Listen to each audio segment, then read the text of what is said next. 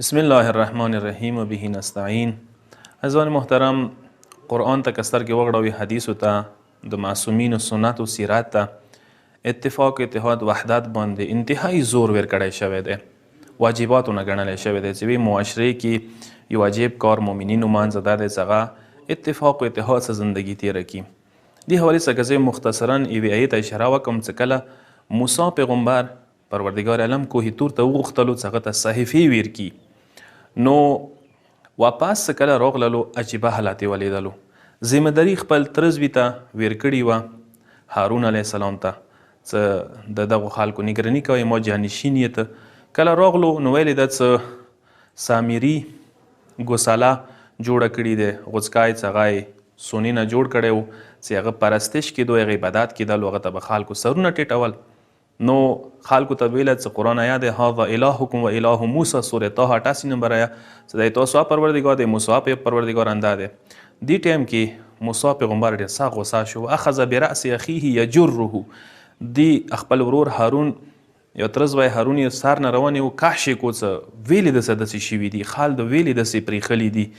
دی ډېره یوه بهترینه جمله ادا کړې ده چې قرآن کې آیا موجوده، انی خشیت ان تقول فرقت بین بني اسرائیل، ما پرېږدول ټیک دی وروره، موسی پیغمبر ته چې ما پرېږدول دی حالت کې څه بت پرست جوړ شول، ټیک دی خدا پرستۍ نه وریا شول، خو ما وله څه خیر دی دی حالت کې بهتره دی، خو نه څه دا خلک تفریقه و انتشار ورکې پیدا وشي، منتشر نشي، رسه قوم ورسه منتشر نشي.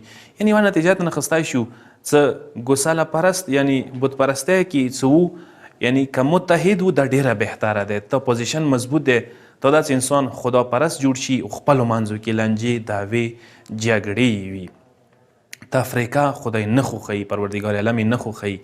یو کې بلې ای طرف ته اشاره وکړم چې پروردګار عالم چې کله عذاب و اقسام ذکر کوي، عذابونه ښیي، نو پروردګار درې قسم ته عذابونه ښیلي دي. عذابا من فوقکم، یو عذاب هغه دی چې آسماني عذاب دی، چې آسماني عذابونه به باندې نازلیږي کله وار کې بعد حالات راځي، زلزلې آفتونه راځي، قسمه قسم، بهرحال آسماني عذابونه تاسو بهتر پوهیږئ. او من تحت ارجلکم، ځینې عذابونه داسې زمیني دي، ځمکې نه دي، هغه عذابونه به باندې راځي. یو دریم قسم عذاب خدای قرآن کې خیلی دی، او یلبسکم شیعا، پروردګار عالم یې چې کله ورکې موږ تاسو باندې د ګروه ګروه لباسونه چې وو، یعنې ټوکړې ټوکړې شو، ګروه کې ته تقسیم شو، اختلاف شکار ته شو. پس یاد وساته دغې آیې تناظر کې اختلاف و تفریقه و انتشار د پروردگار عذابونه یو عذاب ده. لذا مو تاسو په کار ده هر صورت کې کلی وطن کې هر علاقې کې زندگی کو، اختلاف نه، تفریقې نه، انتشار نه په کار ده، ځان وساتو چې د الهي عذاب ده، پروردگار عذاب ده. خدای دې مقام مذهب علاقه د عذاب نه محفوظ وساتي. والسلام علیکم ورحمت الله وبرکاته.